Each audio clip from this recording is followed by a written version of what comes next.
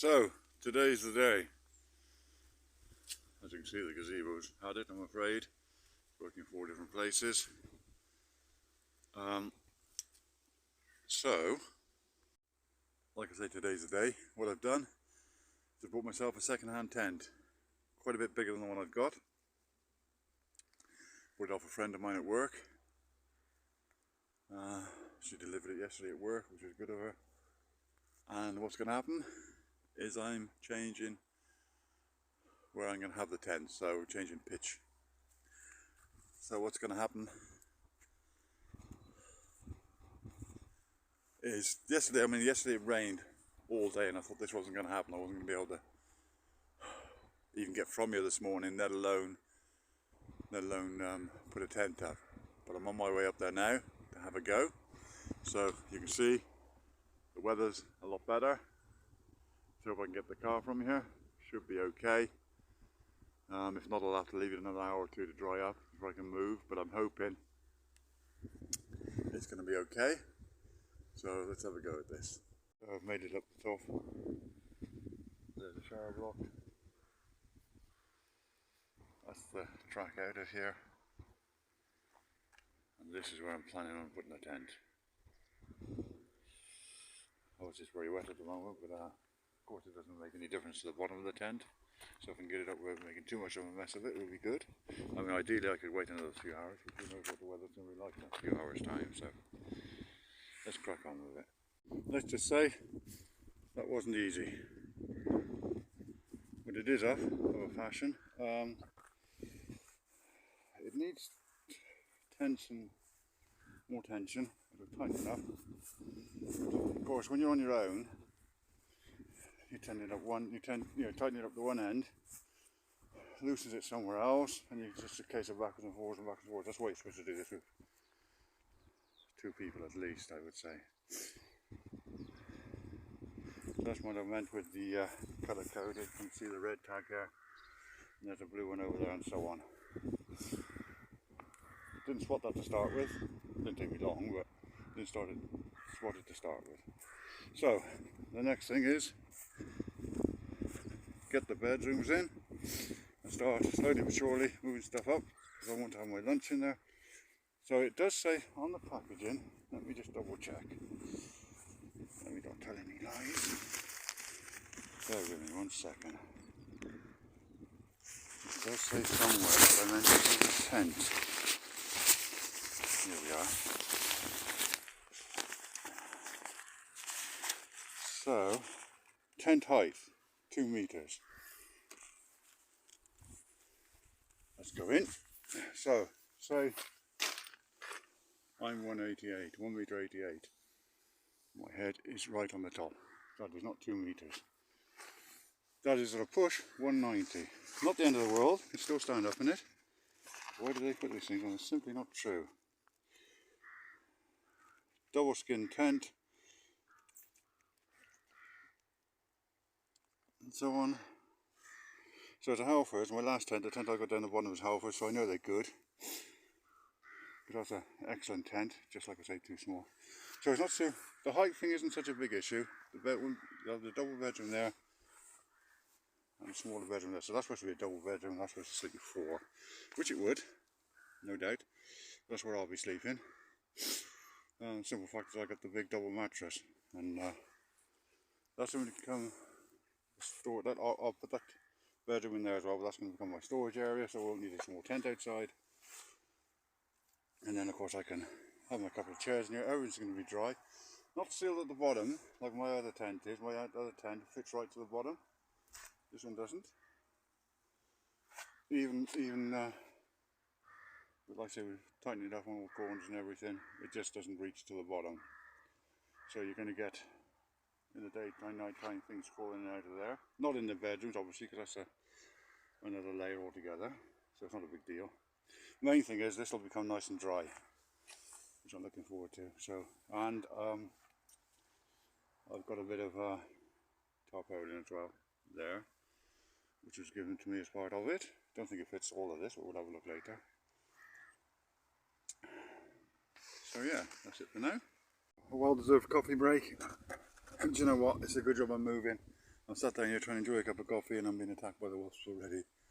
So there's obviously a nest really, really close to me somewhere, whether it's up in the trees or sometimes they can be buried underground. Who knows? I've never managed to find out where the nest is, but then I haven't really had the time to do that, have I? So, like I say, quick cup of coffee, and then what'll happen next is the mattress, obviously in my old tent there. So what'll happen is the old mattress will be strapped to the top of the car because it's a nice sunny day, so it's brilliant, good news. Get everything as much as I can in the boot. I've already emptied the boot with the stuff that I normally have in there. So for example my clothing, so always clean on one side, dirty on the other. That's all now in that spare room, brilliant. All the stuff in that small tent over there, I don't know if you can see that, that's going to go in the spare room, so that small tent doesn't, I might put that small tent up as a bit of extra storage, but probably don't need to, but it's not going to hurt if I do, so I might. And then just a bit at a time, pack everything up, clean everything up. The table that I use there, that I'll bring up as well. That'll need a good cleaning up, and everything else so it's nice and clean to go in the tent. The tarpaulin I've got, that my friend very kindly gave me with the tent, isn't quite big enough, so I'm going to have to get a big extra ground sheet, if you like, really to cover it nicely. So what I'd ideally like to do is get a big enough ground sheet that covers the whole of the tent, take the bedrooms back down eventually, put the ground sheet in, and then put it all back on. That probably won't be this year now, it's not worth it for a few weeks, but I will be buying a ground sheet for next year.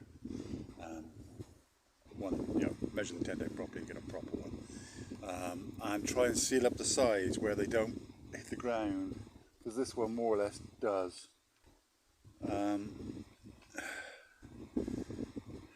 They're the same, they're even the same colour.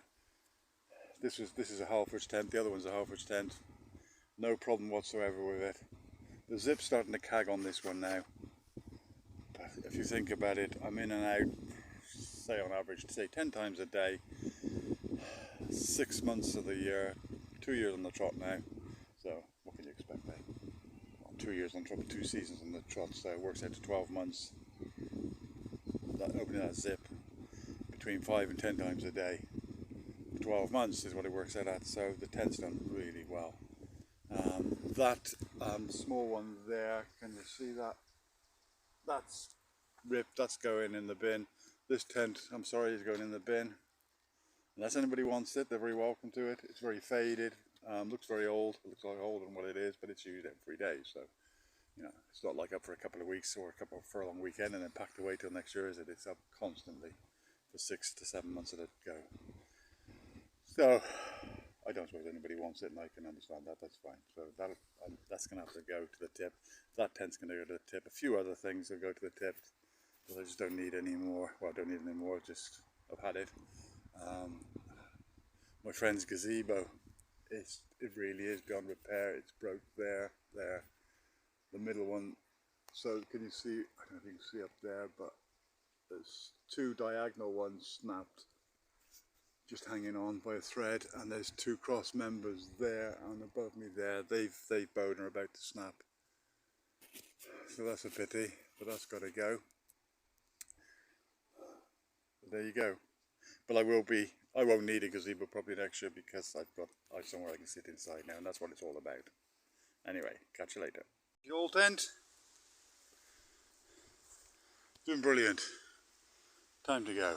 So, all emptied out. Time now to take the gazebo and the old tent down. So, another short coffee break. I'm in the new tent. I haven't finished by a long way, but I'm having a break again. So nice to sit inside, so nothing gets blown around all the place when you're trying to have a drink. Actually, it's a beautiful day today, so I don't need to be sat inside, but I am spoiling myself. I pitched the tent a bit too close to the track, but when you're on your own, you haven't got a lot of choice. You've got to pitch the tent where it lands when you're sort of unfolding it, really, because it's. Let me just stop that. Water's cooked. Yeah, so it's not an ideal situation. It's right on the side. Let me see if I can show you. Right on the side of the track. So the tent, car, There's the track. So the strings are almost on this side. It doesn't matter, does it? There's not many people on the, well, there's nobody on the campsite today, but I'm sure there will be if the weather stays like this. And the weekend's supposed to be nice, so I'm sure there will be. I'm really close to the showers, which is what I wanted in the morning, so I don't have to start the car twice because it doesn't like starting once it's been started once in the morning. It doesn't like it. So in the mornings, I'm right next to the showers. I can walk to the showers. They're literally next door to me. When I'm all done and dusted, I can then get in the car and go to work quite happily. So yeah, this week, not so many shifts. I'm sure there's reasons for it. They don't need me so much this week, which is okay, because obviously I'm doing all this. But I did a shift yesterday, which was Monday, and I've got 4 off, so back in Saturday. And then next week I'm working the Monday, the Wednesday, and working till late on the Wednesday, and then either driving or flying to Bonn, Cologne on, what would that be, the Thursday, yeah, so the day after, on the 12th. Looking like at the moment I'm going to drive there, not sure. At the moment the flights are so expensive, and if the problem with the cheaper flights, they're down by Stansted or, you know, or somewhere like that, and it's just a 4.5 hour drive. When you drive 4.5 hours, I can be easily in 4 hours in Dover. So it's only another 4. I'd have to drive that anyway, and I'd have to pay for the parking, which is going to cost me about 100 quid, 80 maybe, you know. So yeah, that's 80 quid worth of fuel. That's going to get me from here to Bonn. So, you know, give or take. So it's only another 80 quid on top. So if I can get a ferry for about £90, I've seen them. So if I can get that, £90 for the ferry, £160 worth of fuel. What's that? 250 quid. Well, the flight was going to be 170. Like I said, from round here, and I've still got enough from Bristol, and that would be cheaper, but I've still got nowhere to put the car. That would cost money, and so on and so forth. It looks like the cheaper option. It's going to be the harder option because there's a lot of driving straight after work, which is not ideal. But I always plan it that I drive down. I will drive from wherever I shower at work, drive down to Dover, get a ferry sort of in the night, and then when I get to the other side, I normally sleep for 2 or 3 hours in the car. So there you go. Don't know why I'm ranting on about that for. This video is supposed to be about me and my tent. Anyway, speak to you later. Thanks for watching. So, all finished. All that effort has taken me, it's gone 3 o'clock now or so. Is that past, you know, it's 5 to 4. I've been at it since 9 o'clock this morning. It's now 4 o'clock in the afternoon, and I've just finished. It just takes a load of rubbish down to the bins, and the end product. So there you go. That's how close I am to the showers.